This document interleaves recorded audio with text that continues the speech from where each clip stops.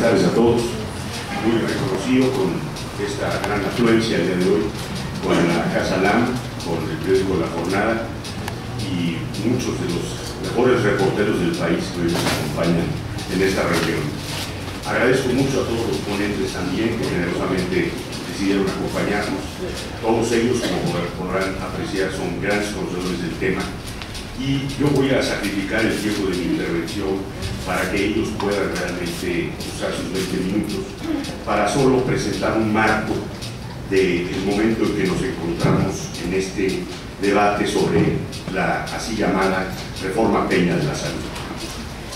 Es mi impresión que en el momento actual, después de la elección de este año y a punto de que se constituya la nueva Cámara, el país está constatando que el gobierno de Peña Nieto ha constituido en materia de salud y seguridad social un absoluto fraude.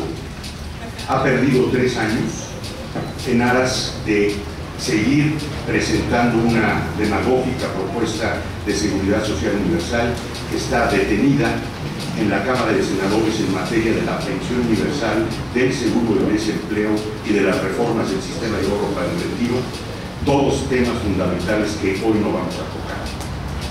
Lo que resulta más llamativo es que el equipo de Peña Nieto vaya a terminar el 3er año de gobierno sin haberse atrevido a ajustar esta propuesta que nadie le solicitó, que no estaba en ninguna mesa y que no proviene de ninguno de los actores de la política pública, más que de algunos de los intereses que empujaron su campaña y que empujaron también decididamente esta propuesta irrealizable de universalidad de la seguridad social. El tema que hoy nos ocupa, que es solo el área de la salud, es un tema que tiene una relevancia extraordinaria. Peña Nieto debería haber escuchado ya muy bien que hay una movilización nacional en curso en contra del proceso de privatización que vive el sector de la seguridad social desde el año 1982. Este proceso es un proceso complejo, de alcance nacional, que tiene muchísimos actores, pero que ha sido articulado justamente a partir de todos estos procesos de privatización que son un hecho y que resulta absurdo que la secretaria Mercedes Juan, el director del IMSS, el doctor González Anaya, y el responsable del ISSSTE, el licenciado Godina, se atrevan a plantear que no hay tal privatización, sino que lo que hay es un intento de ampliar la cobertura. Esto muestra que estos funcionarios, los 3, dicen lo contrario de lo que realmente están haciendo.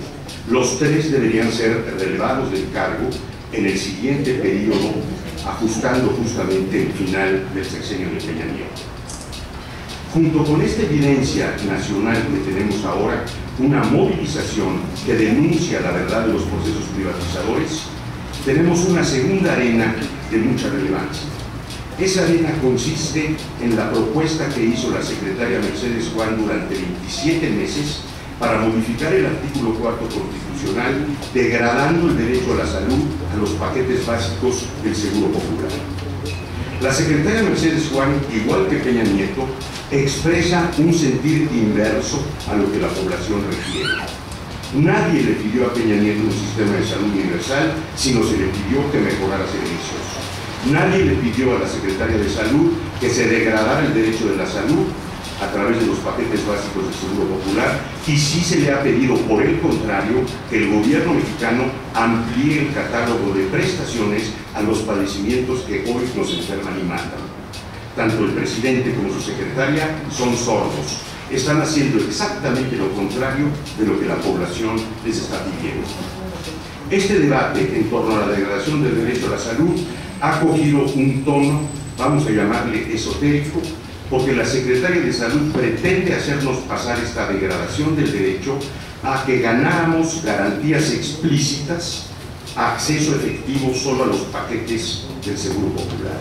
Es decir, la siguiente generación en su conjunto perdería todas las prestaciones integrales con que contamos hoy los amparados en el apartado B o en el apartado A, en el seguro de salud del ISSSTE o en el seguro de enfermedad y maternidad del IMSS. En verdad, el debate que está sobre la mesa es un debate entre universalidad e integralidad. Estimo yo que el gobierno de Peña Nieto está detrás de la potencia ciudadana, tanto para demandar mejores servicios y para que se cumplan los parámetros de suficiencia que los equipos de salud requieren para brindar dignamente el servicio, pero sobre todo se encuentra a la retaguardia frente a las propuestas que hay hoy por todo el país para que se abra el debate nacional que inmediatamente debería ir a las cámaras antes de que se presentara cualquier propuesta de cambio legislativo, aprovechando la mayoría priista que ganó el PRI con el Partido Verde para el siguiente periodo legislativo. Tenemos una tercera arena. Además de las evidencias de la privatización, además del amago de la secretaria Mercedes Juan para golpear a los jóvenes mexicanos con paquetes mínimos como toda protección social futura, hay otra iniciativa que nos merece mucha atención. Se trata de la pretensión para instalar una Comisión Federal para la Regulación y Vigilancia de los Establecimientos de Atención Médica y fortalecimiento de la Comisión Nacional de Arbitraje Médico, que el presidente de la República le instruyó a Mercedes Juan instalara el 7 de abril del año 2014, Día Mundial de la Salud. Esta comisión es auténticamente otra imposición. Esta comisión pretende desplazar ahora a las profesiones, médicos, enfermeras y profesiones afines, lo que el gobierno no hace en materia de inversión de infraestructura y en los términos de mejorar los servicios. Esta propuesta debe ser seriamente considerada porque, de ser presentada como iniciativa en el siguiente periodo, despertará sin duda una gran protesta por parte de los médicos, enfermeras y profesiones afines. Consideradas en su conjunto, privatización, degradación del derecho a la salud y Comisión Federal para la Regulación y Vigilancia, es lo que el gobierno de Peña llama su agenda pública. Esta agenda pública, en verdad, no es una agenda pública, es una agenda privada que está imponiendo al sector un diagnóstico equivocado desde la campaña de Peña Nieto, desde el primer año de gobierno con el Pacto por México y, por supuesto, los 2 años en que la Secretaría de Salud se pasó amenazando con que iba a introducir esta degradación del derecho a la salud vía la modificación del artículo 4 constitucional. Lo que vamos a oír esta tarde son 4 variaciones sumamente interesantes sobre esta agenda no pública, sino privada del gobierno de Peña Nieto. Para cada una de ellas, los ponentes se han preocupado además por ofrecer alguna alternativa. En el caso de la Comisión Federal para la Regulación y Vigilancia, el doctor Manzano y el doctor Cervantes dirán algunas cosas para el futuro inmediato. Y para el plano de lo que es propiamente una defensa que podríamos tener si la secretaria Mercedes Juan insiste en degradar el derecho a la salud con el artículo 4 constitucional, el doctor José Manzano trae incluso un díptico que se va a poner a la disposición del auditorio. Así que espero haber sido preciso y corto para darle voz y agradecimiento a todos nuestros ponentes. Muchísimas gracias.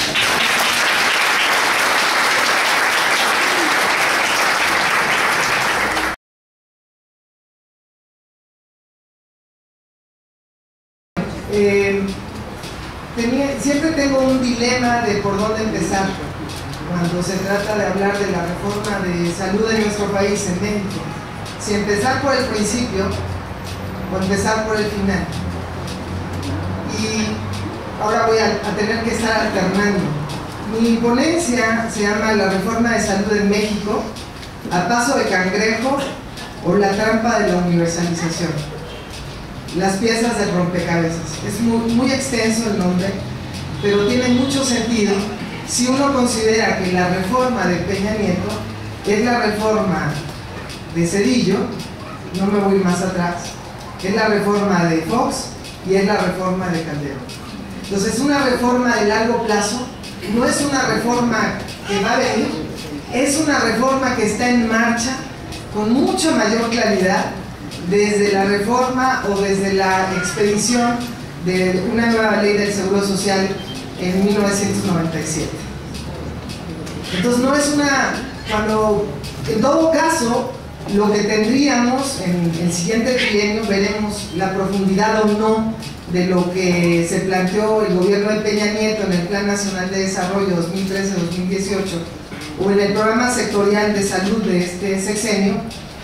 Veremos la profundidad o no de lo que se planteó ahí. En todo caso, digamos, mi primer mensaje es que la reforma de salud de Peña Nieto es una pieza más de un complejo rompecabezas, ¿no?, que había que analizarlo y juntar todas sus piezas para tener una posibilidad muy clara de hacia dónde va finalmente la reforma transeccional al sistema público de salud de nuestro país, que incluye ahora, hoy por hoy, los sistemas estatales de salud que operan el Seguro Popular y las dos instituciones de seguridad social más grandes de México y de América Latina, en este caso el Seguro Social y el IMSS conjuntamente.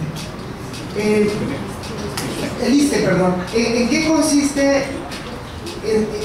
qué consiste la reforma, digamos, al final del proyecto, de un proyecto que es transeccional? Es romper la fisionomía, el papel del Estado en el terreno de la salud pública. Es continuar, o más bien desmantelar en definitiva al IMSS y al ISSSTE. En este caso, en lo que tiene que ver con los servicios de salud, se trata desde un enfoque dominante, economicista, de romper lo que se ha dado en llamar desde este enfoque economicista o económico el monopolio o el cuasi monopolio, como se le señala, del Estado en la prestación de los servicios de salud.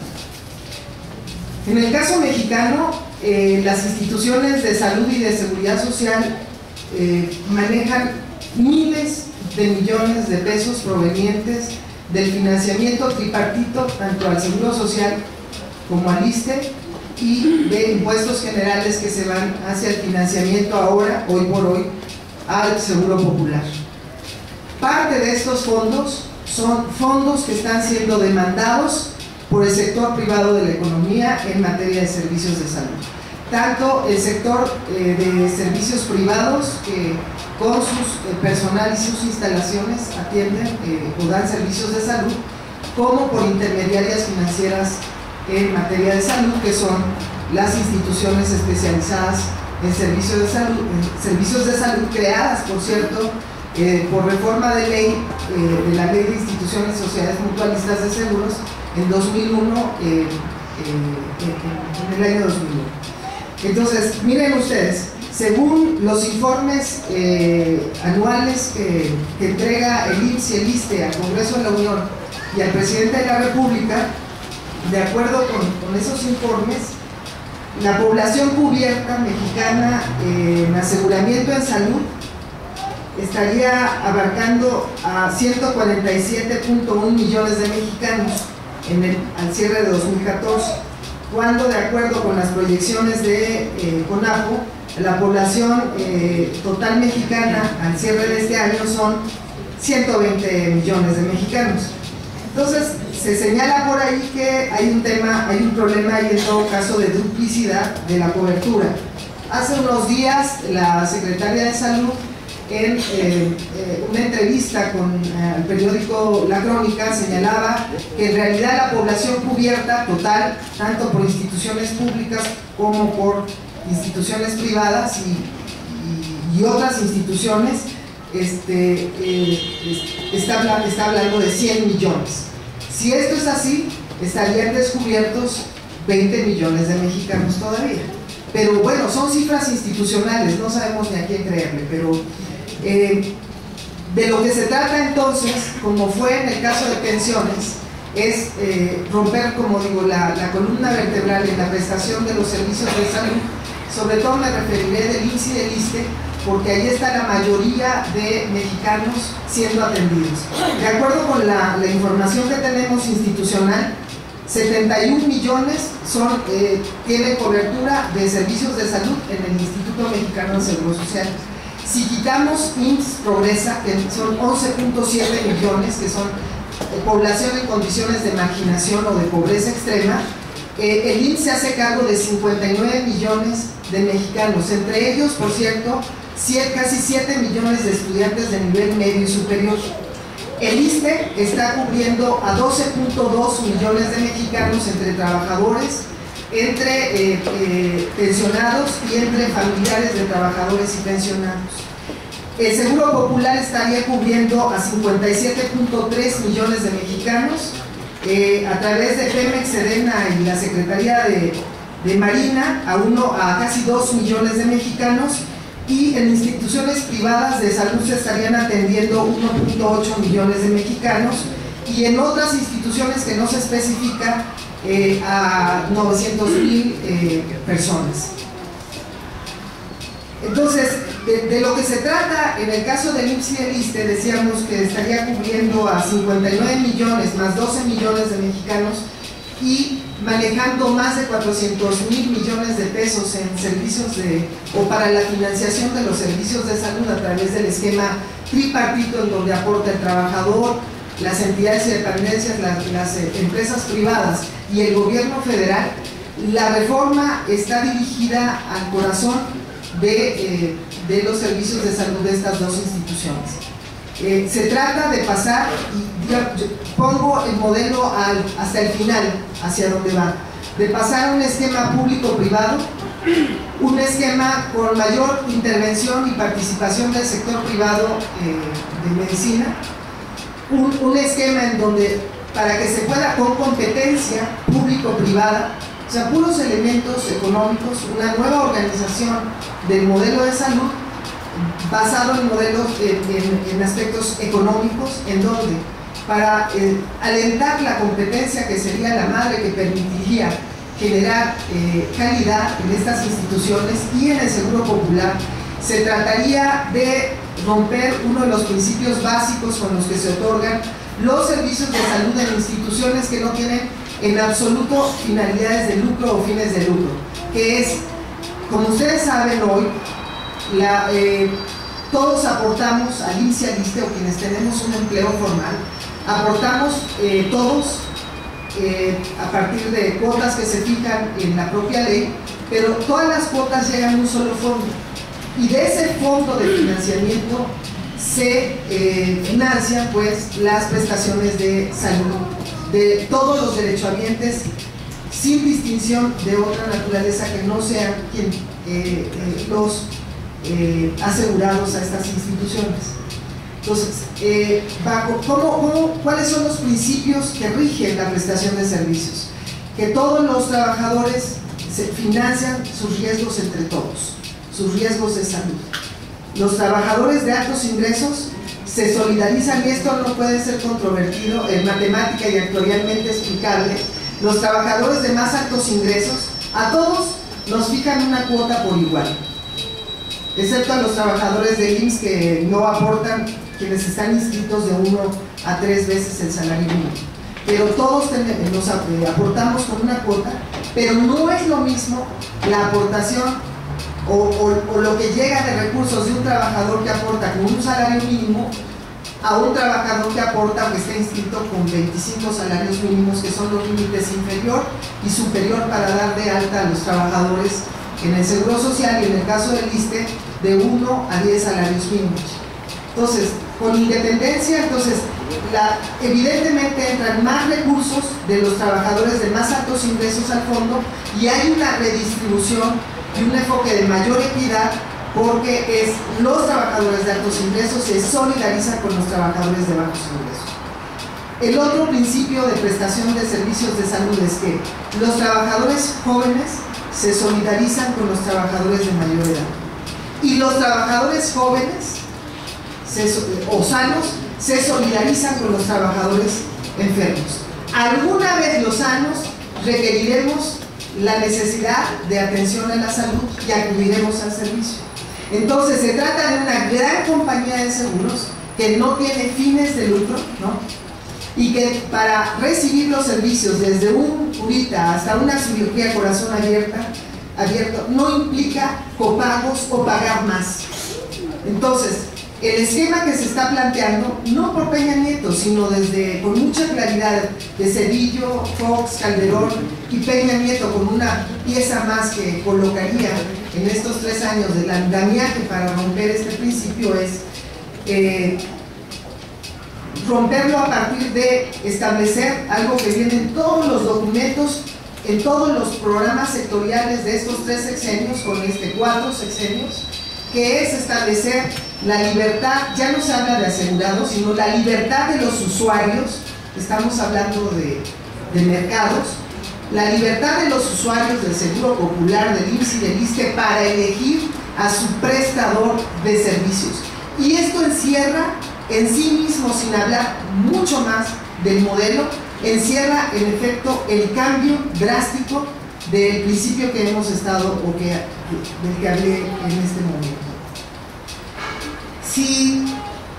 Si la reforma se acometiera en este momento, o cuando inicie el periodo de sesiones, bastaría que se enviara una iniciativa para reformar la ley del ISSSTE, la ley general de salud y la ley del Seguro Social, para establecer un nuevo artículo que señalara que los usuarios o afiliados al Seguro Popular, al IMSS y al ISSSTE, tienen libertad de elegir a su prestador de servicios.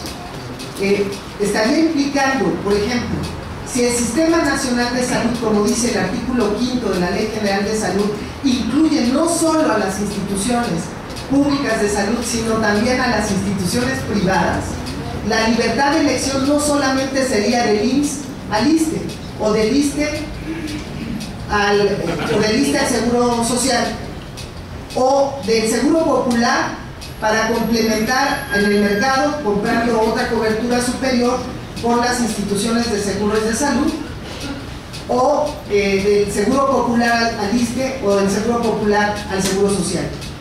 Esta es la famosa competencia. Si se estableciera, por ejemplo, en el caso del IMSS, habría un problema. De los cotizantes, de los 17 millones de cotizantes hoy al Seguro Social, el 67% cotizan con salarios de 1 a 5 salarios. De 5 salarios mínimos es el resto. O sea, el 30, un poco menos del 30%, aporta más del 50% al financiamiento a los servicios de salud. En un extremo, si el 30% de cotizantes directos, trabajadoras y trabajadores del IMSS que cotizan con salarios de 1 a 25 salarios mínimos eligieran un prestador privado, el IMSS se quedaría para atender a una mayor población, más enferma, a la más pobre, a los trabajadores de menos ingresos, pero con menos recursos para ser atendidos. Y ahí es donde va cobrando sentido algo que técnicamente parece muy complejo, y es lo que Gustavo Leal en sus diferentes artículos ha señalado como la reforma hacia la degradación de los servicios públicos de salud. Entonces cobra sentido cuando se llegara a permitir la portabilidad, en sí misma la portabilidad entre instituciones públicas no tendría por qué ser vista como un elemento hacia atrás de la reforma. Pero si la portabilidad que están planteando en todos sus documentos, desde Zedillo, Calderón, Fox y ahora Peña Nieto, cuando hablan de portabilidad, y la secretaria de Salud en esta entrevista crónica se lamenta que todavía en los 3 primeros años no ha avanzado a la portabilidad plena de los servicios entre instituciones. Si se permitiera la portabilidad, como dice la Ley General de Salud, tendría que incluirse también la portabilidad con instituciones privadas, ya sea en la modalidad de prestadores directos de servicios privados de salud, o ya sea a través de compras de pólizas de gastos de seguros de salud. AMIS, la Asociación Mexicana de Seguros, la Institución Mexicana de Seguros, señala que está lista incluso para que los afiliados al Seguro Popular que estén en condiciones porten su póliza para que sea complementada la póliza que hoy tienen de un paquete de intervenciones limitadas para que lo completen en el sector privado. O sea, todos estos elementos que se ven como bastante complejos, de una reforma muy compleja, cuyas piezas se han ido colocando una a una, y que por eso es más difícil analizarla como un todo. Sí implicará el desmantelamiento de los servicios de salud y del IMSS y del ISSSTE concretamente, porque implicará la transferencia, y en eso consiste finalmente, compañeras, compañeros, la privatización de los servicios de salud, la posibilidad de que el sector privado, de la medicina privada, pueda llevarse una parte de los fondos que hoy manejan sin fines de lucros las instituciones públicas. De eso se trata, digamos, todo el asunto. Ahora, podría decir alguien, no, de lo que se trata es, en los 3 siguientes años, es establecer una nueva comisión, darle dientes a la otra que ya existe, y avanzar un poco en la portabilidad interinstitucional de servicios, ¿no? Sin embargo, probablemente hasta ahí les dé. Yo creo que le están midiendo el agua a los camotes para ver hasta dónde profundizan la reforma. Pero de acuerdo a lo que se está diciendo en la prensa, en lo que uno está analizando en la prensa y en los documentos finalmente institucionales normativos, pues sí se estaría dando un paso mayor para ir hacia un esquema que nos va a llevar en última instancia a cambiar la fisionomía del papel del Estado en la prestación de servicios de salud, que es concretamente ir del Estado al mercado, de ir del colectivismo al individualismo, de ir del contrato social en donde todos vemos los riesgos entre todos y todos nos solidarizamos entre todos para atender nuestras necesidades de salud, ir desde el contrato social al contrato privado. Este es el esquema que se está, transeccional, que se está ofreciendo. La velocidad sí se ha, digamos, se ha cortado un poco la velocidad, porque recuerden que Peña Nieto, en aquel libro que fue a presentar a Guadalajara, y creo que ya finalmente no lo presentó, siendo candidato a la presidencia de la República, hablaba de un sistema de seguridad social universal con 4 componentes. Dentro de esos 4 componentes estaba el asegurar para toda la población el acceso efectivo a servicios de salud, el acceso a una pensión, el acceso de vejez, el acceso a un seguro de desempleo y el acceso a un seguro de riesgos de trabajo, que en realidad era el acceso a un seguro de invalidez que se estableció en la Sedesol como el seguro de jefas de familia, el seguro de muerte para jefas de familia en condiciones de pobreza. Y en ese libro se señalaba muy claramente que se trataba de que el Estado mexicano garantizara de manera explícita un conjunto de intervenciones para toda la población, y que el resto de las intervenciones no consideradas en un paquete de intervenciones, digamos, como el seguro popular o un paquete de servicios esenciales de salud, el resto de la atención se financiara ya sea a través de seguros sociales o seguros privados. Eso es lo que dice ese libro. 2, y que se transitara gradualmente a sustituir el sistema de financiación basado en cotizaciones, en impuestos generales y en gastos de bolsillo, para pasar a un sistema de impuestos generales. Se quedó en el camino digamos, este modelo de financiación, porque la intencionalidad antes de que asumiera la presidencia, ir hacia una reforma fiscal muy profunda que implicara la generalización del IVA a todo, hasta alimentos y medicamentos, y generalizar la tasa 16%, con la idea de que este paquete o este sistema de seguridad social universal, que traería el componente del sistema nacional de salud universal, se financiara a través de impuestos generales y se eliminara, y con esto voy terminando, ya me pasaron la tarjeta, y se eliminaran así las cuotas obrero-patronales. Este es otro elemento de la reforma que podría ser bastante peligroso, porque implicaría que si se eliminan las cuotas al sector empresarial de este país en el IMSS, estaríamos subsidiando todavía más los costos de la producción, que en este caso implican también las cuotas que los patrones aportan al seguro de enfermedades y maternidad. Entonces se trata, en última instancia, fíjense cómo todo está ligado, se trata en última instancia de, si vamos a un esquema de financiamiento con impuestos generales, implicando la eliminación de las cuotas obrero-patronales, estaría implicando también el subsidio a la producción capitalista por todos, en la parte de servicios de salud.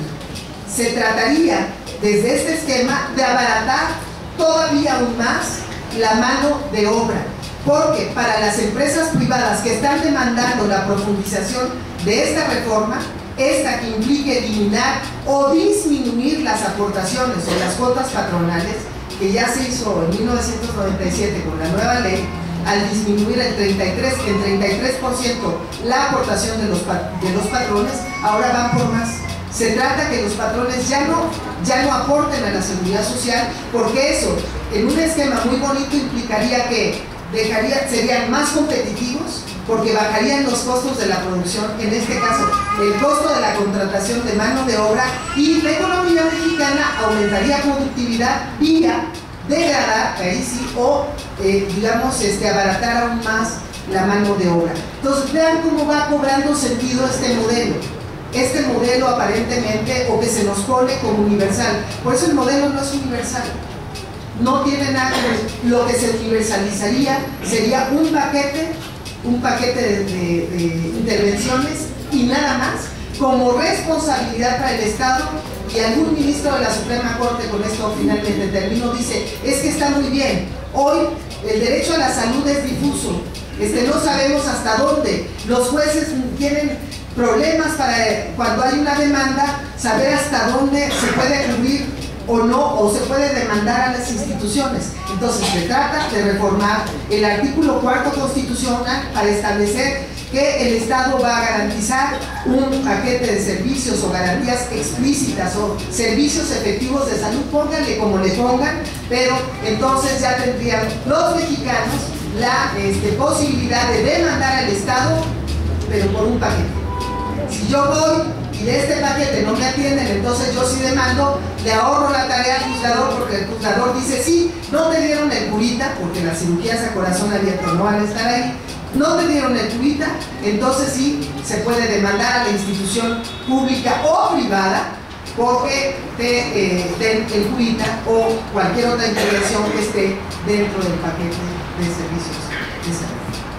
En esta idea o en esta propuesta que ya está por ahí en algunos salones, en algunos espacios de algunas universidades, por cierto, no públicas, para reformar el espíritu del artículo 4, en su párrafo 4, que hoy por hoy establece el derecho de todos los mexicanos a la protección de la salud, a la protección más amplia, no a la protección de un paquete de servicios esenciales de salud como responsabilidad del Estado.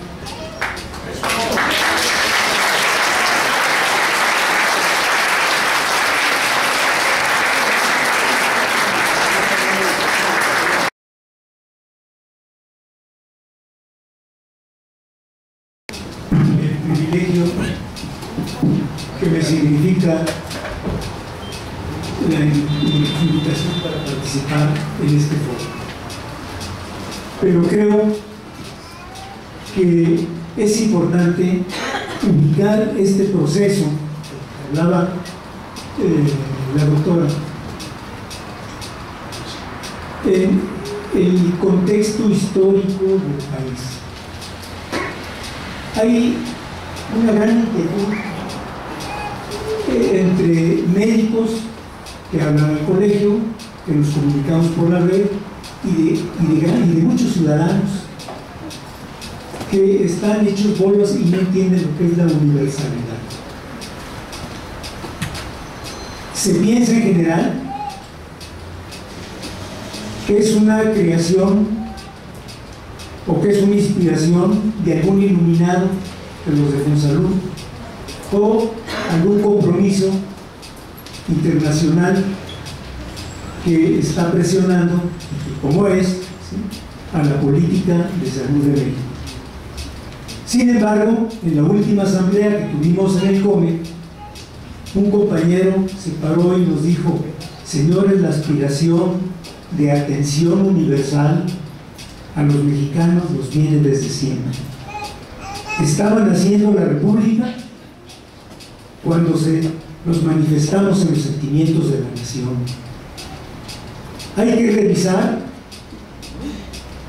las ponencias de los diputados de la Reforma, de Ignacio L. Vallarta, de Ponciano Arriaga, de José María Castillo Velasco, de Ignacio Ramírez, para ver que esta es una aspiración que ellos consolidan y desde entonces responsabilizan al Estado de responder por la salud de su pueblo.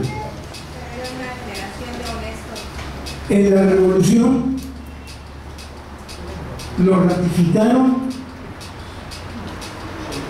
una serie de diputados revolucionarios que estuvieron sosteniendo y ratificando estas tesis y las llevaron a convertirlas en derecho social.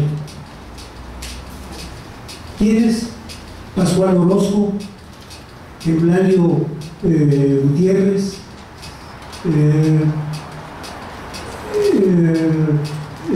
Ramón Silanés, Pastor Rux,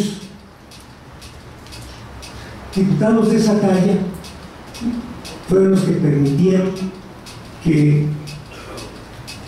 la aspiración de atención universal fuera muy de nosotros, y fuimos el primer país y la primera constitución que llevó a derecho social la atención universal de la salud. En 1916, José Natividad Macías presentó una iniciativa que se llamó del trabajo y de la prevención social. En ella proponía la creación de cajas y mutualidades para protección en enfermedad, en accidentes, en invalidez y en cesantía de trabajo. Esta fue la base para que, a través de un trabajo largo, legislativo, en 1943 se creara la Ley del Seguro Social, que pretendía llevar la seguridad y la salud a todos los mexicanos. Estoy recordando el libro del doctor Gregorio Martínez Narváez, se llama Un sistema en busca de salud, se publicó el año pasado. Refiere que los mexicanos tuvimos dos grandes oportunidades de haber conseguido la atención universal y las perdimos. La perdimos cuando distorsionamos los principios del programa de seguridad y solidaridad social por cooperación comunitaria, en donde por un acuerdo entre gobierno, trabajadores y el instituto se iba a extender la cobertura a la población abierta, empezando en las áreas marginadas y más deprimidas del país. La segunda, dice, fue en el año 88, cuando se canceló el proyecto del cambio estructural de la salud, a pesar de que 16 entidades se habían descentralizado totalmente y estaban consolidando sus sistemas estatales de salud. El Colegio Médico, desde el año 97, como dice la doctora, cuando empezó la reforma a la Ley del Seguro Social, nos opusimos porque sabíamos que iba a deteriorar sobre todo a los servicios de salud del instituto. Haber privatizado el fondo pensionario, permitir la reversión de cuotas a los patrones por concepto de atención en salud, como dice la doctora, Dejaron a los que contribuían con 1 o 2 salarios mínimos y todos los ejecutivos, los que contribuían con ese 50% del presupuesto a la salud, se lo llevaron y se lo llevaron a los seguros privados. Sabíamos que con la subrogación de servicios privados para los servicios médicos, estaban minando las finanzas de la institución. Sabíamos que cuando abrieron las compras directas de medicamentos y de equipos, iban a terminar de desfinanciar a los servicios médicos, iban a hacer gran negocio los funcionarios de la seguridad social, que había sido gente decente hasta antes del cambio de modelo político del país.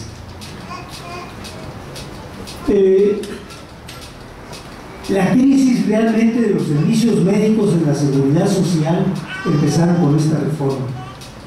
Hubo crisis de desabasto, hubo crisis de sobrecarga de trabajo, y la hay, se sigue habiendo. Hay crisis de tiempos de espera para la atención ambulatoria, no se diga la hospitalaria. Tenemos problema de pérdida de la confianza en los diagnósticos y en los tratamientos de la institución. Ahora solo tiene buen servicio el que puede pagar la atención privada, y hemos hecho una medicina de élite para unos cuantos y una medicina casi descalza para todos los demás. Eso ha sido la reforma a partir del modelo neoliberal. Se cambió el paradigma. La salud como responsabilidad de Estado, o la salud como una necesidad que para resolverla hay que hacer negocio. Y en esa es en la que estamos.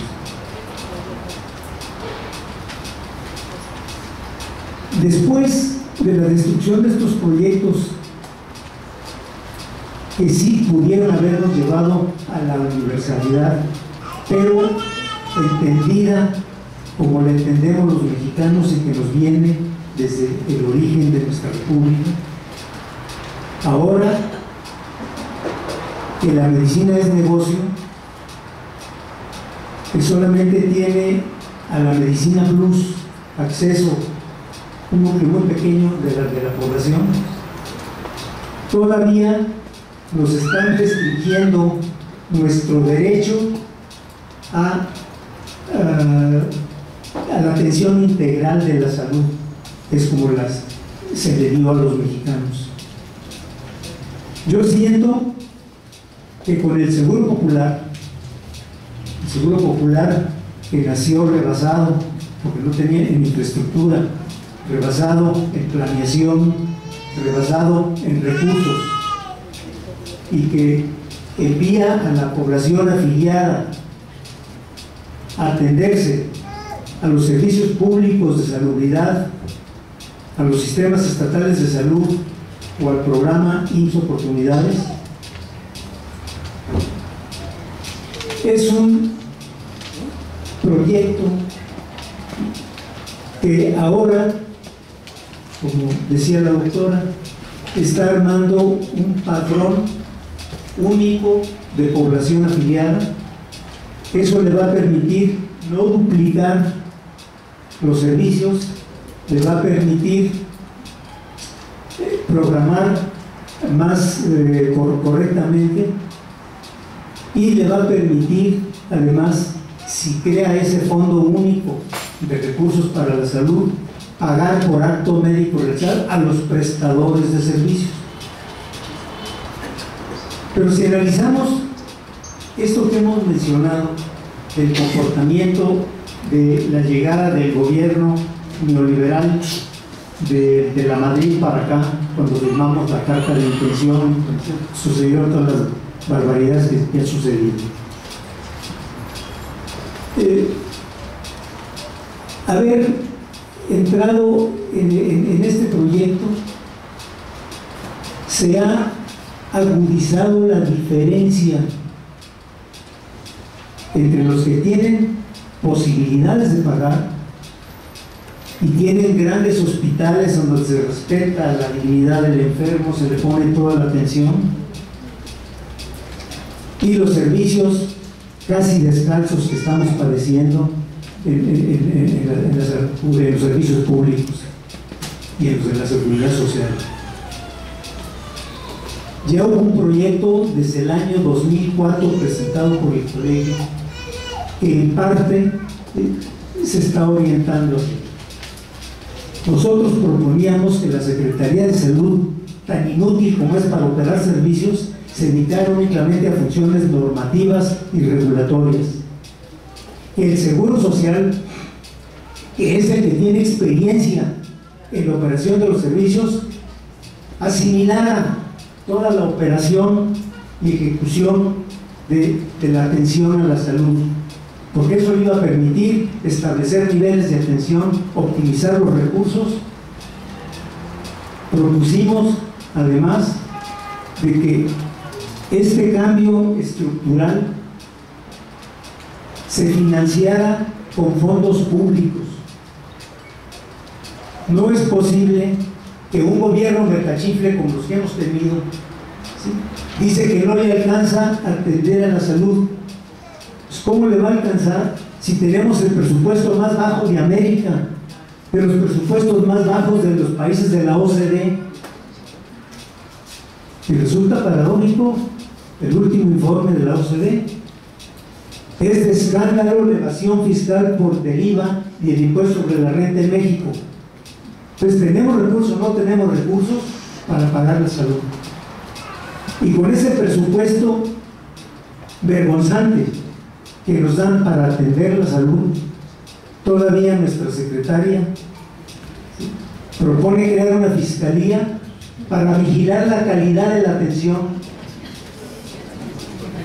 Es ociosa esa idea, ¿sí?, pero es una imposición que viene de afuera.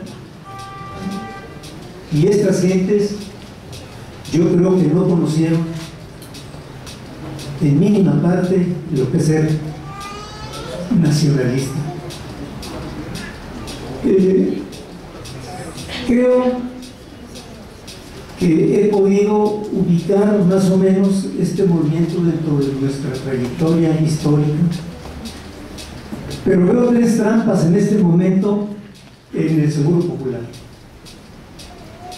El primero es que el ciudadano, cuando se contrata con la póliza o el paquete de atención mínima,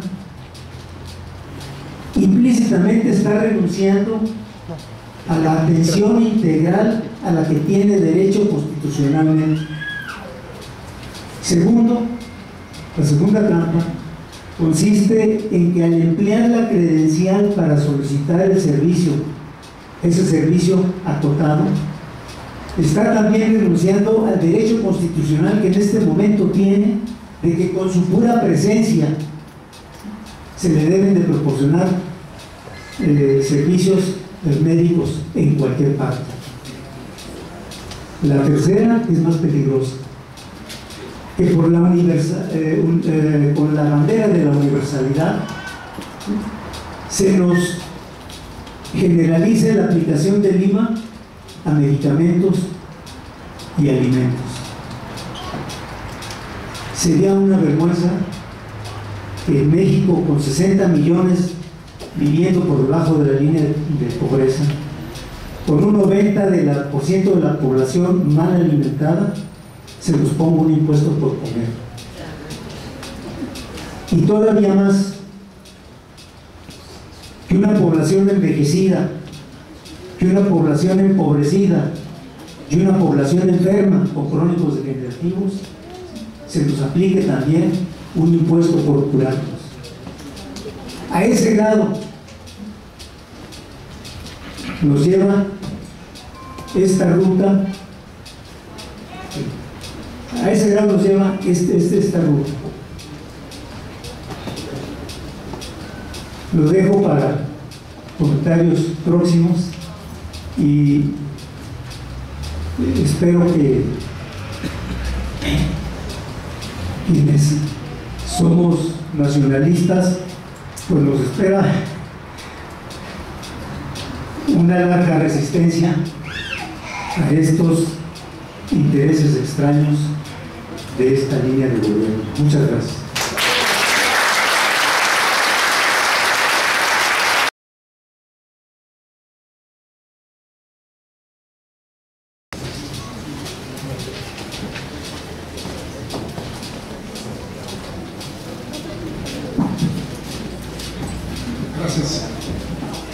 Gracias, muy amables por la invitación, Gustavo.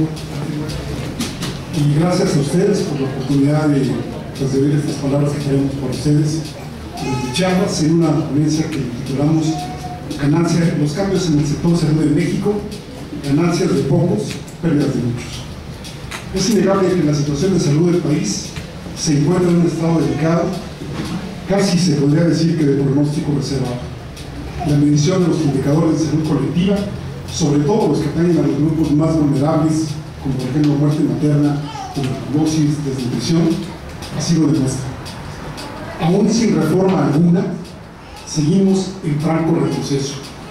Pronto nos darán la noticia de que el presupuesto base cero para 2016 tendrá efectos negativos en la política social y habrá recortes sobre el sector educativo y el sector salud, no así sobre las fortunas destinadas a partidos, órganos legislativos y a toda clase de funcionarios gubernamentales con sueldos que van desde los 160,000 pesos mensuales hasta los 500,000 en individual y a miles de millones de pesos en institucional.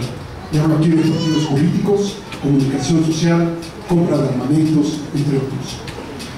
No solo el sector salud sufre los recortes presupuestales, sino que en muchas ocasiones parte de sus ya de por sí insuficientes recursos son utilizados como caja chica, tanto para fines partidarios como para fines personales.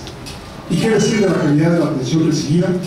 Insistimos principalmente en los grupos de población más vulnerables, aunque los grupos socioeconómicamente y políticamente poderosos tampoco han escapado en algún momento de padecer lo que los colegas psicólogos denominan la doble violación y lo que aquí análogamente podríamos denominar el doble padecimiento del paciente. Como tal, y también, digamos, tanto el padecimiento como sufrir la atención. Si los ricos y económicamente poderosos también llegan a sufrir en ocasiones prolongados tiempos de espera y baja calidad de la atención, ¿qué se puede esperar de los grupos que no tienen poder político ni económico? Quizá por ello, la gente rica y poderosa no se desprende de sus sistemas privados de atención, bien sea aquí en el país o en el extranjero, que ya para eso están más que cubiertos los unos con los otros. Quizá quieren seguir la máxima zapatista de que para todos todo, pero invertido. Para todos, ellos los pobres, nada, para los pocos ricos y poderosos, todos. No en balde, en la práctica se cumple rigurosamente la denominada ley del 90-10, a través de la cual, por ejemplo, la industria farmacéutica destina el 90% de los recursos económicos para investigación de las enfermedades que aquejan al 10% de la población y el 10% de recursos para el 90% de las enfermedades que aquejan a la población. Por cierto, dentro de estas investigaciones, pues allí está Viagra y en algún momento nos dará la noticia de que los hombres vamos a tener elección grado 7 o grado 8 capaz de atravesar las paredes en cualquier momento, pero no necesariamente las enfermedades que vulneran a la población. En este contexto, llegamos al momento en que se cocina la propuesta de la reforma del sistema de salud, en la que se esperan cambios en la relación entre el IMSS, el ISSSTE y el Seguro Popular, y cuyos términos están establecidos en el Pacto por México, Compromiso 1, Plan Nacional de Desarrollo 2013-2018, Objetivo 4.5, y el Plan Sectorial de Salud, entre otros ordenamientos, y en el que se publicita que se está en el camino de la construcción del Sistema Nacional de Salud Universal, vía por la que llegaremos a la universalidad de los servicios de salud, y dejaremos de ser, así nos dicen ellos, ciudadanos de distinta categoría según nuestro estatus de cobertura de seguridad social, ya que el financiamiento del sistema ya no estaría en función de nuestro régimen laboral. De acuerdo a las posturas y a las declaraciones del sector gubernamental privado, según los diversos análisis efectuados por el sector académico y por diversos columnistas políticos, realmente podemos esperar una propuesta de un efectivo sistema de seguridad social que sea resolutivo?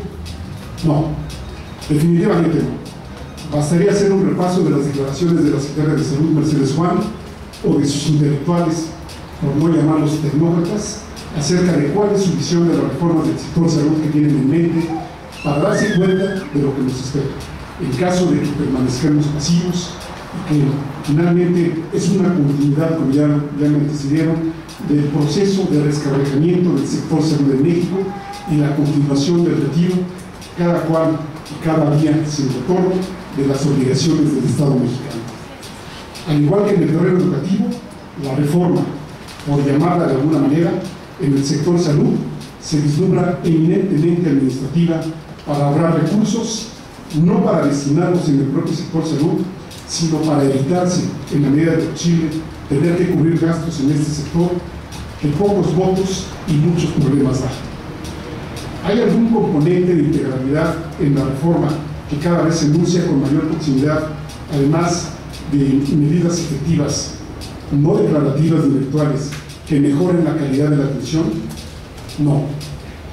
Y no solo la respuesta es negativa, sino que los alcances de la reforma ponen en contradicción desde el inicio lo que necesita nuestra población. Con los objetivos que se pretenden alcanzar, podríamos preguntarnos: mejoramiento de la calidad de la atención mediante la reducción de los servicios, por muy universales que sean, digamos, nada más reduciéndolos a simples paquetes básicos o pisos mínimos. Se mejorará la calidad de la atención y la salud de la población ofreciéndoles solo ocuparse de los problemas de salud estipulados en el CAUSES, es decir, en el Catálogo Universal de Servicios de Salud del Seguro Popular. Mejor atención cuando se reducen de más de 10,000 posibles problemas de salud a menos de 400, y que dentro de esos 400 no siempre hay los insumos y medicamentos necesarios para su atención. Paquetes básicos en vez de resolución de necesidades de salud prioritarias. Además, como sector salud, ¿qué nos ofrecen en su reforma en términos de atender de manera integral, junto con otros sectores gubernamentales, por ejemplo el económico, el de desarrollo social, el de la Secretaría de Trabajo y Previsión Social, Hacienda y Crédito Público, entre otras? ¿Cómo van a abordar los determinantes sociales de la salud, entendidos estos como las circunstancias en que las personas nacen, crecen, viven, trabajan y envejecen, así como los sistemas establecidos para combatir las enfermedades que nos aquejan? Desde el sector salud se diseñan estrategias de acción y programas que influyan en las condiciones de crecimiento, escolaridad, desarrollo de potencialidades, trabajo, envejecimiento y muerte. ¿O simplemente es un sector reactivo, no proactivo, que actúa de acuerdo a prioridades y criterios políticos internos y externos, es decir, de organismos internacionales y no por las necesidades de la población? Por ejemplo, hasta ahora, de las muy pocas medidas tomadas en cuestión de política pública, el llamado Prevenir parece una simple resortera que se presume como un arma eficaz para combatir la obesidad y las enfermedades crónico-degenerativas que nos quejan, cuando el enemigo estructural está dotado de todos los recursos posibles para llevar a las personas a una vida de consumo, a una vida sedentaria, llena de estrés, de falta de ingresos, que por supuesto la condicionan a mayores riesgos a su salud. Por ejemplo, otra vez podríamos preguntarnos, ¿cuál fue el alcance, si es que hubo alguno, de las medidas para evitar que la niñez mexicana entrara en condición de sobrepeso u obesidad? El aumento a los refrescos y otro tipo de bebidas y alimentos con alto contenido calórico impactó en la reducción de este indicador, o solo sirvió para recaudar más ingresos gubernamentales y discriminar a las personas con alto índice de masa corporal, por no llamarlos gorditos, obesos o como se le quiera llamar? Peor aún, en la exposición desigual de riesgos a la salud que nosotras y nosotros tenemos como población, es decir, la vulnerabilidad que nosotros tenemos diferenciada, se asignan muchísimo más recursos a donde menos se necesitan y se asignan mucho menos donde más se necesita. La llamada ley inversa de la atención, de la que tanto se hablaba en la década de los 70, desafortunadamente sigue igual o más vigente que antes. ¿Cuánto personal de salud altamente calificado, especialistas con los mejores reconocimientos académicos técnicos y humanos atienden a la población de zonas socioeconómicamente marginadas? ¿Cuál es el perfil del personal que tiene dichas zonas? ¿En qué horarios trabajan y bajo qué condiciones? ¿Ha creado el sistema las condiciones para que dicho tipo de personal encuentre las motivaciones para desempeñar sus funciones en ese tipo de zonas? ¿Cuáles son los esquemas de contratación para dar estabilidad a las y los trabajadores de la salud? ¿Puede considerarse el Seguro Popular un ejemplo de cómo contratar y tratar con estabilidad a su personal? Invitamos a la audiencia a que trate de entrar como empleado al Seguro Popular y vea las condiciones en que se encuentra la gran mayoría de las y los trabajadores de este seguro. Que ni es seguro ni es popular. Por otra parte, creerán las y los que diseñan la política pública del sector salud que con modificaciones administrativas pendientes, nos dicen ellos, hacer más eficiente el gasto, se van a resolver los grandes rezagos de salud que padece la población.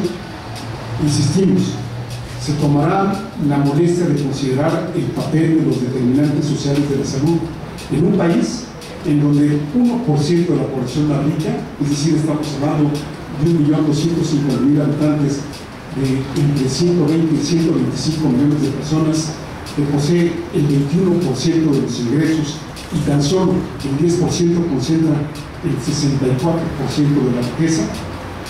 Desde sus escritorios sabrán cómo viven las mayorías, la desigualdad la verán solo en libros, o como diría alguna vez el jefe del gobierno de la Ciudad de México, los que tienen mucha experiencia de izquierda porque se subido al metrobús, o habrán ido a las comunidades. ¿Será suficiente la información que se genera en las supervisiones de los centros de salud para conocer la situación del país? No, ninguna de esas situaciones parece que sucede. Muchas políticas se hacen en escritorios federales, estatales y regionales, muchas veces con poco acercamiento a la realidad y no en pocas ocasiones con las directrices que organismos internacionales les dictan, les impulsan o les imponen. Obviamente, desde la formulación de políticas públicas de objetivos pequeños hasta los macros y hasta supuestos programas que deben ser considerados como prioritarios. Por ejemplo, en el caso de Chiapas, tenemos el caso de Tracoma, que solo afecta a 5 municipios, y en esos 5 municipios, pues más o menos el 2% de la población está afectada, y eso exagerado, y sin embargo es uno de los grandes problemas prioritarios cuando la gente se muere de tuberculosis, se muere de muerte materna, de desnutrición y de muchas otras afectaciones. Hemos visto muchas supervisiones que, cuando se hacen, no son para interactuar con la población, sino que son para cuadrar cifras.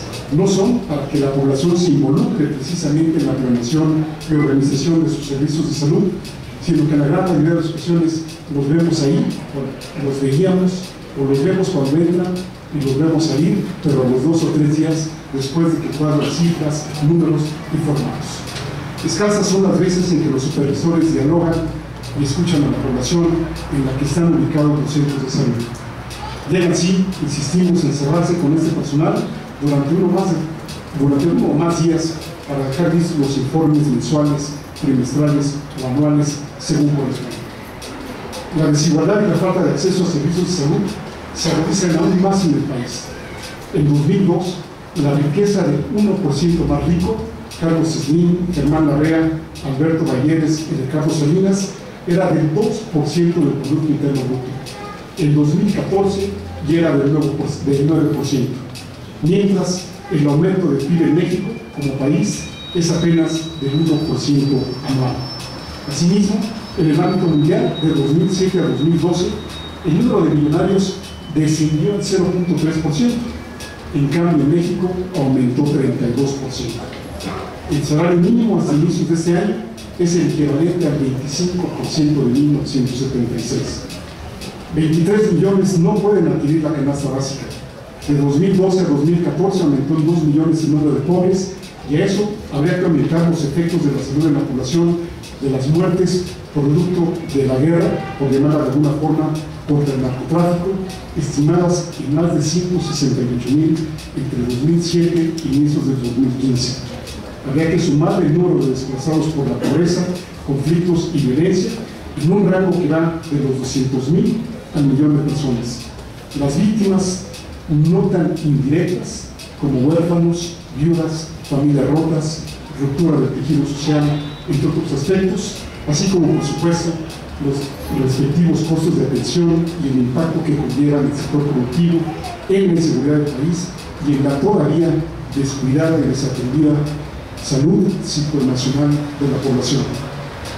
Para el doctor Pablo Curi Morales, subsecretario de Prevención y Promoción de la Salud de la Secretaría de Salud, la violencia es un problema de salud pública. Los asesinatos representan la sexta causa de defunción en México, al reportarse en 2012 un total de 20.643 casos, más de 8.000 de ellos entre jóvenes de 15 a 29 años. En este grupo, por cierto, los homicidios son ya la principal causa de muerte. ¿Cómo cuida nuestro país a su niñez, de sus adultos mayores? Con retórica. Guardería ABC, muertes maternas y perinatales, desnutrición, falta de empleo, outsourcing, falta de seguridad social, sistema educativo deficiente, en el que con las reformas se intenta cambiar a conductor, pero se deja el mismo camión desvencicado y el mismo camino de terracería y de baches. Y ese es el panorama que se tiene en términos generales al inicio de la vida entre las poblaciones de mayor marginación socioeconómica. Y en el caso, podríamos preguntarnos qué sucede con las y los adultos mayores, qué hacer con aquellas personas con enfermedad renal crónica que no encuentran espacios ni tienen recursos para su atención, qué hacer con las desesperantes listas de espera para recibir terapias de los que tienen cáncer, con el desabasto de medicamentos en las unidades de salud, y como diría un comercial, y las pensiones aparte, ¿dónde están? Perdidas. Protege el sistema de salud y el bienestar de la población, le brinda atención con calidad y oportunidad y realmente le evita los costos de la enfermedad. No. Finalmente, bien podríamos preguntarles a ellos, a los hacedores de la política pública, ¿no les dejó alguna lección las fracasadas reformas de IMSS de 1997 con Ernesto Zedillo, la del ICE de 2007 con Felipe Calderón y la reforma laboral de noviembre de 2012? ¿Será porque México es uno de los países que más ha seguido las 10 recomendaciones del consenso de Washington impulsadas a fines de la década de los 80 del siglo pasado, las cuales, por supuesto, consisten en una serie de políticas neoliberales dirigidas a la privatización de actividades económicas, liberalización del comercio y las finanzas, apertura al capital extranjero, desregulación del mercado, eliminación de monopolios estatales y restricción salarial, entre otras? En suma, les pregunto, ¿queremos un piso mínimo de servicios si bien nos va, cuando necesitamos una verdadera y no demagógica ni virtual seguridad social integral?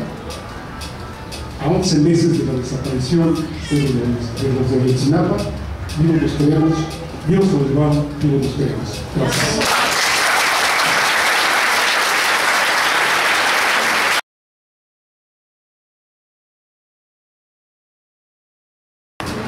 Buenas, ya noche, ya oscureció.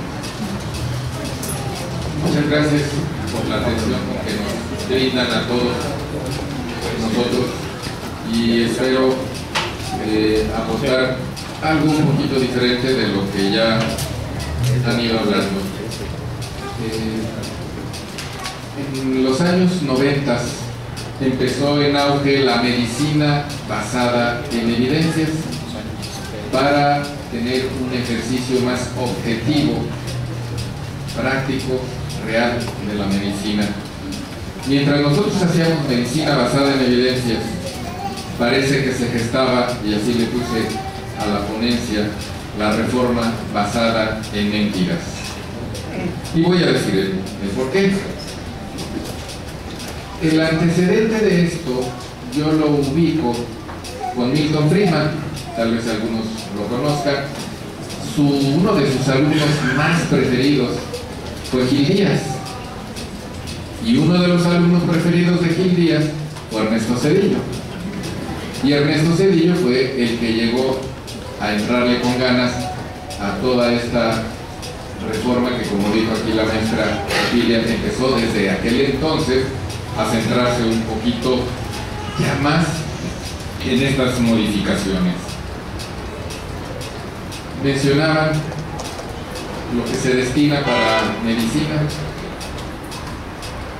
Ingratamente, en México, muchos años nos hemos referido a las condiciones de miseria de Haití. Pues Haití tiene mayor gasto en salud y en educación que México. Y lo que más me llamó la atención, Botswana también. ¿Alguien recuerda a Botswana en la geografía? Yo les aseguro que muchos no. Pues hasta Botswana, que tiene menos de 3 millones de habitantes, destina más a educación y a salud que México. Es increíble. En Botswana no sabe leer el 87% de la población, pero destina más a salud que México. Bajo esas condiciones se empiezan a dar cambios, y al empezar con la reforma de 97, los médicos nos opusimos, y entonces rápidamente nos mandan la Comisión Nacional de Arbitraje Médico. Inconstitucional totalmente, porque violaba las garantías de igualdad.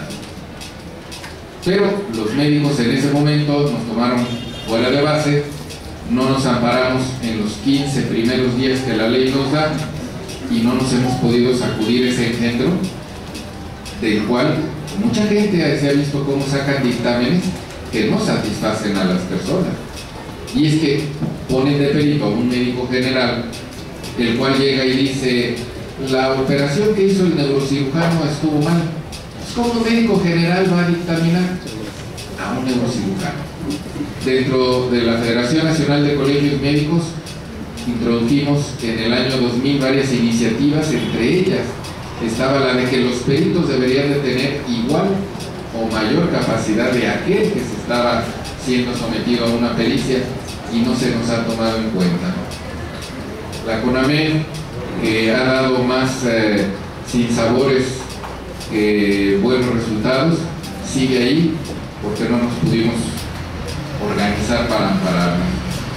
De ahí sigue, y entonces dice: bueno, los médicos vamos a llevarlos por delante, nos los llevamos al baile, y a la población poco a poco la vamos a ir orillando, hasta llegar al grado que quieren modificarnos la Constitución y la Ley de Salud.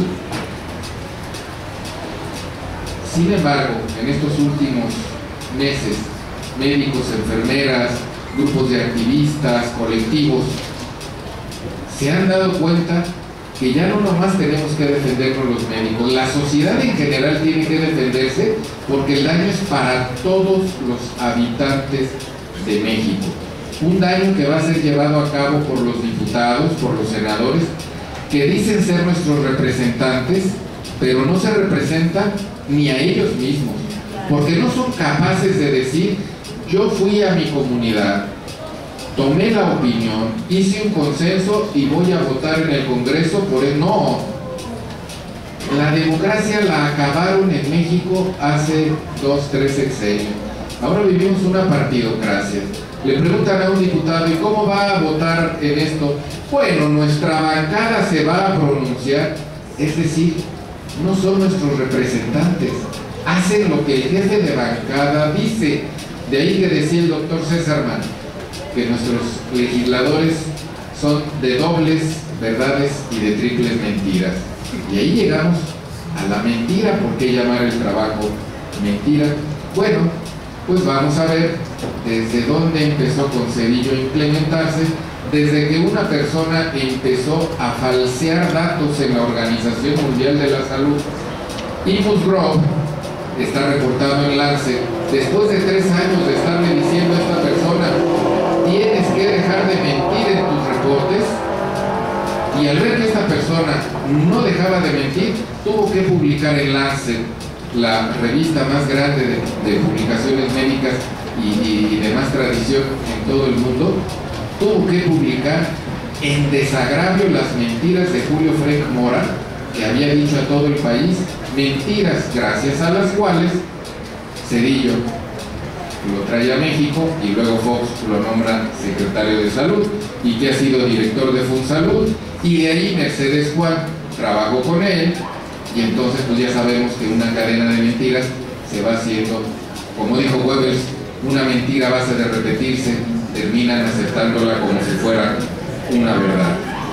Entonces, de ahí viene ese plan de abaratar todos los servicios. Y el esquema que nos deja ver a los médicos y a los cuales tenemos que estar viendo qué hacer, no es tan agradable. La portabilidad de la que se hablaba tiene muchos esquemas en los cuales se han platicado, y uno de ellos que parece ser que va orientándose y llama la atención es el esquema de disminuir la capacidad del médico, pero también de disminuir lo que al médico se le va a dar de emolumentos. Y ahí es donde hay que desmantelar las instituciones, y a los médicos de 10 años para acá ya no aspiran a entrar al Seguro Social, ya no aspiran a entrar al ISSSTE, ya ni siquiera al Seguro Popular, sino a una farmacia de genéricos y similares. Sí, y donde ganan de 4,000 a 7,000, 9,000 pesos, dependiendo las horas, y si se esmeran, hasta 11,000 pesos siendo coordinadores de allí. Están programando a la gente con la técnica de Varus para que ya no vaya a las instituciones que están tan mal, mejor vea la farmacia de genéricos o similares que está aquí más cerca. Bueno, pues ¿qué creen? Esa farmacia va a competir para con sus médicos tener portabilidad y atender a los del seguro, a los del ISSSTE, Seguridad Seguro Popular, que puedan ir allí. De todas maneras se presentarían con su credencial. Y no nomás eso, acaba de integrarse al pastel OXXO, Grupo FEMSA, donde va a tener 12,000 farmacias. Los OXXO se van a hacer farmacias y van a competir para dar también meterse al negocio del aseguramiento y dar la portabilidad. Entonces los médicos ya ni siquiera van a poder decir, pongo mi consultorio, pongo mi farmacia con botiquín y voy a dar atención a la salud. Con eso se espera resolver el 85% de las patologías, que esas deben de cubrirse con el médico general. El primer nivel de atención, que es la medicina general, se lo van a sacudir de las instituciones, y entonces se van a ahorrar luz, teléfono, secretaria, y además el médico va a tener que hacer gastos en reportes, en informes, etcétera, etcétera. Ese es el primer nivel de atención que queremos los mexicanos, que lo vamos a tener donde queramos, con el médico que queramos, el de a la vuelta, el de la esquina, el de la colonia. Pero ese va a ser el nivel donde se le había prometido al médico que iba a tener 60 medicamentos que le iba a vender el Estado, y ellos lo podían surtir, con lo cual iban a tener un surtimiento total y completo de recetas. El médico lo iba a tener como botiquín, iba a gastar, a ganar lo que le iban a pagar por honorarios, más lo que le iba a sacar a la medicina. Ahora ya ni a eso va a aspirar, porque la competencia con estas dos empresas más las que se acumulen, pues va a ser muy, muy grande. A tal grado que lo que tienen que hacer es limitar y hacer el paquete que ya se ha hablado. Entonces, también ya la maestra Otilia habló de que el derecho a la salud, de acuerdo a la Constitución, no tiene límites. Y la Corte, en el documento que por ahí se les repartió, ahí viene la cita de la tesis de jurisprudencia, donde dice que la atención es amplia. Entonces, como eso los limita, van a utilizar a nuestros legisladores que nos representan para que, traicionando al pueblo mexicano, modifiquen el artículo y entonces digan que el Estado a lo único que se compromete es a un paquete de servicios básicos. Una vez que hagan esa modificación y que se comprometan a un paquete de servicios básicos, entonces nuestra forma de reclamar, decía la maestra Otilia, va a ser nada más contra eso. Ahorita no hay limitaciones al derecho a la salud. Lo perverso es que quieren limitar nuestro derecho a la salud. Y entonces, repito, esto ha hecho que los médicos, enfermeras y otros sectores estén manifestándose y que dicen, no, es que están mal, eso que andan haciendo en redes médicas, eso es un error, es una mentira. Yo vengo de Salamanca, Guanajuato, y allá el delegado del IMSS le puso una golpiza a un enfermero porque andaba hablando sobre la privatización del Seguro Social. Médico, líder sindical, y golpeando. ¿Saben cuántos compañeros lo ayudaron? Ninguno. Tuvo que irse a poner la demanda al Ministerio Público, la cual está frenada, y así va a seguir frenada, no le van a hacer nada porque eso tiene. Entonces, ¿qué nos va a quedar? ¿A qué aspiramos? ¿A qué tenemos? Tenemos que estar aspirando a acompañar estos movimientos de médicos, de enfermeros, a manifestarnos porque esto nos va a afectar a todos. Y tendremos que ir preparando en su ámbito los recursos que en su momento se puedan poner, como sería algún amparo hacia la ley reglamentaria del Seguro Social y de las atenciones médicas. Esto obviamente dice, no, entonces los médicos hay que neutralizarlos, entonces vamos a ponerle una comisión de regulación y supervisión de los servicios de salud.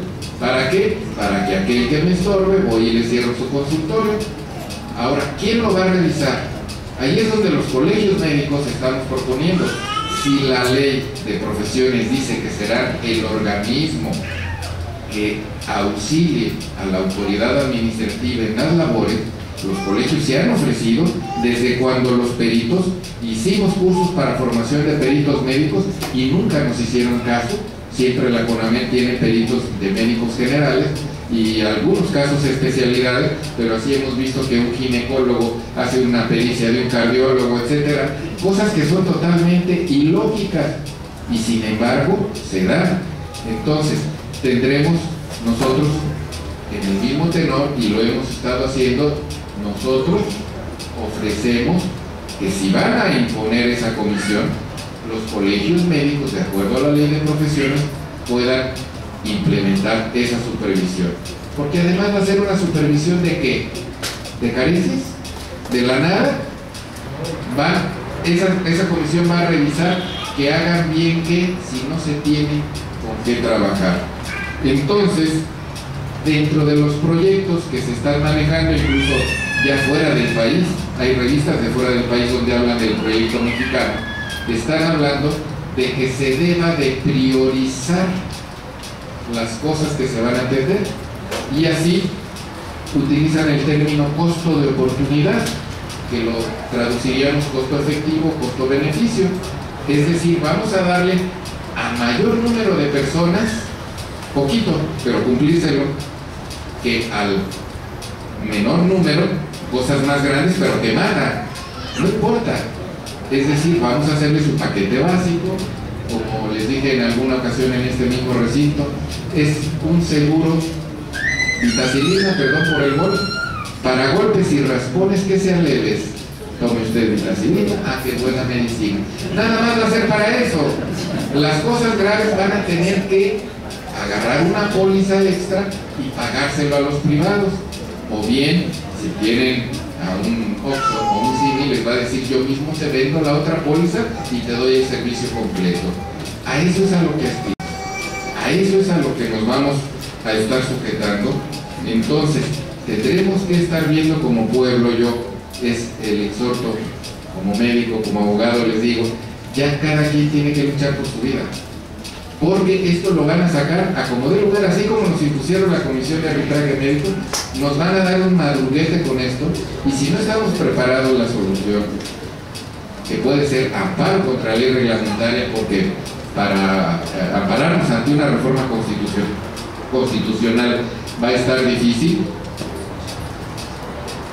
Si no nos preparamos, entonces va a entrar como Pedro por su casa, y nos van a ir poniendo cada vez más, porque dicen que va a ser una reforma progresiva, en la cual van a empezar con un paquete básico y luego le van a ir aumentando. Probablemente sea al revés. Vamos a ver hasta dónde se dejan y les vamos a ir quitando. Entonces, si no nos estamos preparando como esto, si no apoyamos a los médicos en sus grupos, si no apoyamos a la sociedad organizada, esto va a estar muy difícil. Y ahí coincido con el doctor Gustavo de que es una degradación de los servicios de salud, con la maestra Otilia de que es un desmantelamiento de los servicios de salud. Y yo quiero terminar dejándoles una reflexión. ¿Qué pasaría si nos llegara un nieto con hemofilia o alguna enfermedad de esas que no cubre y que no se le pudiera dar atención y que el nieto percibiera que a lo mejor se muere y nos dijera: abuelo, ¿por qué no hiciste algo? Gracias por su atención.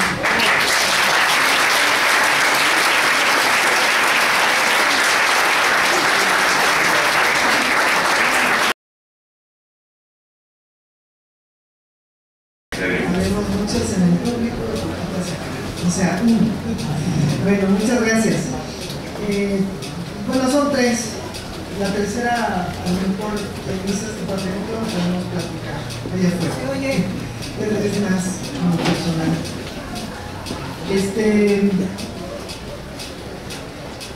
¿Qué probabilidad, dice el licenciado Rubén Olivares? Licenciado, yo soy economista, dice: ¿qué probabilidad hay de promover una consulta ciudadana sobre la reforma del sector salud? Artículo 4, 5 y 6 de la Ley Federal de Consulta Popular. Con eso contesto, aunque no soy abogada, pero puede dar una idea de que es posible. Artículo 4 de la Ley Federal de Consulta Popular, recientemente aprobada. La consulta popular es el mecanismo de participación por el cual los ciudadanos ejercen su derecho a través del voto emitido, mediante el cual expresan su opinión respecto de uno o varios temas de trascendencia nacional. Artículo 5. Serán objeto de consulta popular los temas de trascendencia nacional. La trascendencia nacional de los temas que sean propuestos para consulta popular será calificada por la mayoría de los legisladores presentes en la Cámara. Ahí hay un problema. ¿Quién tiene mayoría en ambas cámaras? ¿O quién hace mayorías? Hay que ver la correlación de fuerzas de ambas cámaras. El artículo 6. Se entiende que existe trascendencia nacional en el tema propuesto para una consulta popular cuando contenga elementos tales como: 1. Que repercutan en la mayor parte del territorio nacional y que impacten en una parte significativa de la población. Una reforma como la que se está promoviendo impactaría o está impactando. El problema es que la reforma, como decía en un principio, no es una reforma que se vaya a plantar en esta administración, sino que se ha venido construyendo el andamiaje jurídico, administrativo, presupuestal, que viene caminando pues en el conjunto de las instituciones públicas de salud, básicamente Seguro Popular o sistemas estatales de salud, IMSS e ISSSTE. Entonces es muy difícil, pero digamos, ya vimos lo que contiene, lo que prevé la Ley Federal de Consulta Popular. Hay otra pregunta que tiene que ver más con el tema de pensiones, y que dice que los transitorios de la Ley del Seguro Social, que se publicó en el Diario Oficial el 21 de diciembre de 1995, uno de los transitorios establece que el gobierno federal garantiza las pensiones en curso de pago derivadas de la reforma de 1995, que entró en vigor el 1 de julio de 1997. Aquí, en esta pregunta, se pone en duda de que esas pensiones en curso de pago, que son alrededor de 3 millones ya de pensiones en curso de pago, si consideramos las pensiones también de los trabajadores IMSS, las pensiones, el rubro de pensiones en curso de pago se presupuesta año con año y es parte de lo que se llama gasto irreductible. El rubro de pensiones en curso de pago del IMSS, que son todos aquellos pensionados antes de la reforma, que son todos aquellos pensionados que se están pensionando bajo el régimen de la Ley 73, o digamos que se han venido pensionando, y esas pensiones están garantizadas en el presupuesto, y aparece el rubro en el ramo 19, que se llama aportaciones a seguridad social. No tengo el dato, pero en 2014 el presupuesto para pagar las pensiones en curso de pago de quienes ya estaban pensionados antes de la reforma y de todos aquellos trabajadores que tienen derecho a elegir entre un régimen y otro y que se han venido pensionando bajo la Ley 73, En 2014 era el presupuesto de cerca de 280,000 millones de pesos. O sea, no hay forma, al menos hasta ahora, de que estas pensiones no se estén cubriendo en el caso de la ley 73 y que se llaman pensiones en curso de pago. Dice que en otro apartado señala que el artículo 123 constitucional, supongo que es apartado A porque no me pone el apartado, pero me señala en la fracción 20, el Poder Legislativo no puede legislar en materia o no puede acabar, dice aquí, con los contratos colectivos. No, pero se le saca la vuelta, digamos, y eso ocurrió y aconteció con la reforma Levy a la Ley del Seguro Social de 2 artículos, el 277D y el 276 casi, no mal recuerdo, que implicó 277, 286, bueno, fueron 2 artículos en 2004 que fueron reformados de la Ley del Seguro Social y que implicó más o menos obligar al instituto a no pagar con las cuotas y aportaciones de los trabajadores el régimen de jubilaciones y pensiones de sus trabajadores, o sea, los médicos, enfermeras. Sí, por supuesto. Sí. Es que me dice Gustavo que les recuerde que esa reforma fue presentada como iniciativa por el hoy presidente del PRI, por Manuel Fabio Beltrán. En efecto, el tema, fíjense que es muy interesante esta pregunta para terminar de si es posible llevar a una consulta popular el tema de una reforma, yo diría la reforma del sector público de salud en México. Sí, diría, quien la armara, digamos, quien armara los fundamentos para decir que sí tiene trascendencia nacional y que sí afectaría a la gran mayoría de ciudadanos mexicanos, tendría que fundamentarla de tal manera para establecer que no es una reforma que se vaya a establecer o que se vaya a enviar, digamos, en el próximo periodo, sino documentar que ha sido desde 1997 con mucha claridad, o desde 1992 con la descentralización de los servicios de salud, y poner todas las piezas de la reforma. Termino, si me permiten, rapidísimo como telegrama, y ustedes me dicen que estoy leyendo textualmente. Se crea el seguro de salud. El modelo de salud se diseñará en atención a las características demográficas, socioeconómicas y epidemiológicas de sus derechohabientes. Se establece un nuevo régimen financiero. El Fondo del Seguro de Salud se separa contable y operativamente del financiamiento para los trabajadores en activo y sus familiares del financiamiento de los pensionados y sus familiares. El instituto, no digo cuál, desarrollará por separado una función prestadora de servicios de salud a través de unidades prestadoras de servicios de salud y una función financiera de servicios de salud, para lo cual se administrará el seguro de salud privilegiando el equilibrio financiero, no privilegiando la atención a las necesidades de salud. El ISSSTE, a través de la función prestadora, ya dije, prestadora de los servicios de salud, llevará a cabo los servicios establecidos por ley por medio de convenios de gestión con las unidades prestadoras de servicios de salud del propio instituto y con unidades prestadoras de servicios de salud de instituciones del sector salud públicas y privadas. El ISSSTE, a través de la función financiera, efectuará las asignaciones presupuestales a sus unidades prestadoras de servicios de salud en función de sus resultados y el equilibrio financiero, para lo cual contarán con un mínimo indispensable de recursos y, en su caso, con recursos adicionales de acuerdo con su desempeño. Se establecerán normas para el escalonamiento de los servicios.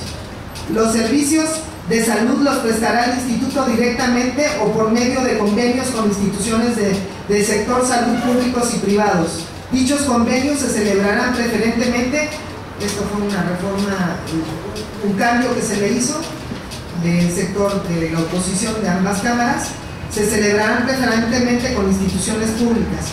El instituto podrá, como broma, ofrecer a las instituciones del sector salud su capacidad excelente de servicios.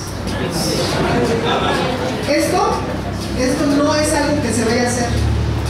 Estos son los artículos textualmente leídos, los artículos del 27 al 31 de la nueva ley del ISSSTE que está en vigor a partir del 1 de abril de 2007. Esto es lo que está en esa ley. Esto es lo que está en vigor. La reforma no viene, la reforma ya llegó. Gracias.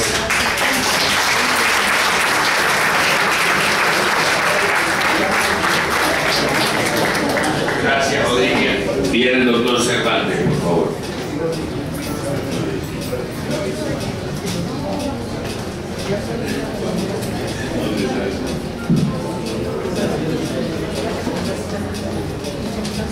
La pregunta es, ¿qué pasará con el Instituto Nacional de Nutrición? Me imagino que esta pregunta se generó cuando me informé que en el año 2004 el colegio había propuesto que la Secretaría de Salud asumiera exclusivamente funciones de tipo formativo y regulatorio y que el Seguro Social operara los servicios de atención médica. Todo sistema de salud tiene servicios escalonados en función de su capacidad de resolución. En el primer nivel de atención se debe de resolver el 85% de la demanda de servicios, es decir, la atención ambulatoria. Un 15% pasa al segundo nivel, que son hospitales generales, hospitales regionales, y solamente el 2% llega al tercer nivel, que son centros médicos e institutos nacionales de salud. Desde luego, nutrición es uno de los institutos nacionales de salud. Y en un sistema de salud que se administra eficientemente, alguien tiene que estar supervisando, planeando, dirigiendo este sistema de 3 niveles con criterios de referencia y contrarreferencia para que pueda operar. ¿Qué sucede en este momento? No quiero hablar de ese hospital de tercer nivel, pero muchos de ese tercer nivel, centro médico, nutrición, González, esos hospitales vemos que siendo de tercer nivel, que deberían tener 2%, están llenos. Pero también ahí se están operando amígdalas, se están quitando callos. Es costosísimo el día cama porque no se respetan esos criterios. ¿Por qué no se respetan esos criterios? Porque no hay una autoridad competente que los pueda administrar. Y el seguro sí tiene la experiencia, la administración, porque ha operado y opera bien, a pesar de que no tiene recursos, los 3 niveles de atención. No sé si queda contestada la pregunta. Gracias, doctor.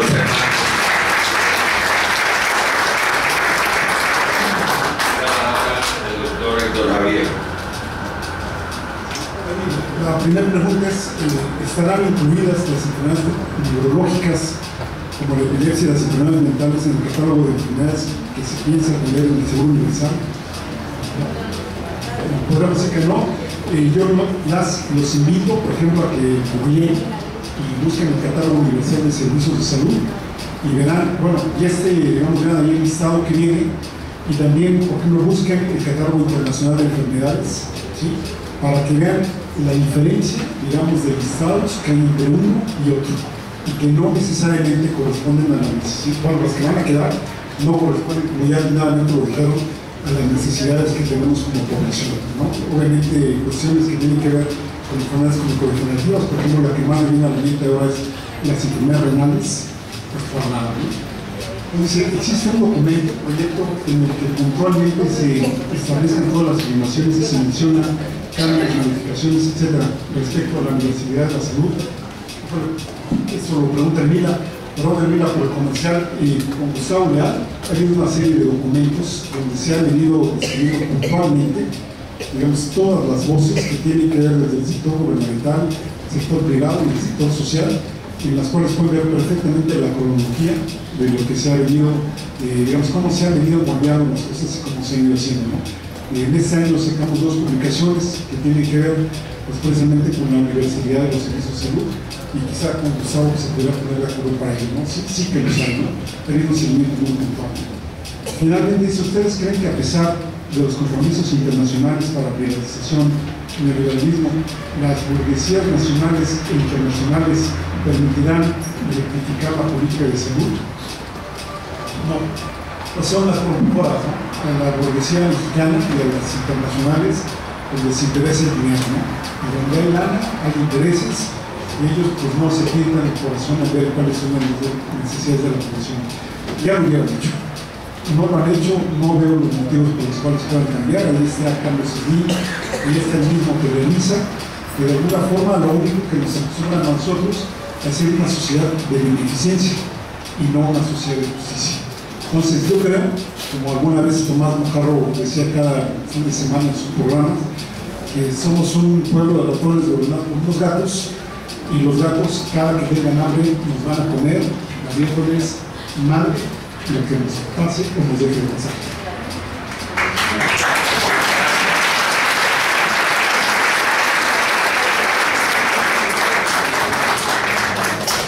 Gracias al doctor Héctor Javier. Tiene la palabra el doctor José Roberto Manzano. Dice, ¿qué posibilidades hay de demandar a nivel internacional en el Tribunal Penal Internacional este tipo de genocidio encubierto? El problema es que en los tribunales internacionales no aceptan el encubierto. Habrá que demostrar que las medidas matan a población generalizada, pero para eso necesita establecerse, decretarse, operar, pasar un tiempo y poder verlo. Por eso les digo yo, necesitamos tomar medidas preventivas. Cada persona en cada distrito debería de ir con su diputado local y su diputado federal y decirle, no estoy de acuerdo, mi voto no debe de ser por ahí. Y recuerden que en México no pasa absolutamente nada si no se evalúa su repercusión en la votación. Al momento que la sociedad organizada le diga a los legisladores, si aprueban esto, voto por quien más gordo te caiga, entonces se la van a pensar. Esto hubiera entrado, si no hubiera habido movimientos, hubiera entrado ya y estuviéramos ahorita ya con el decreto, con la ley, con todo.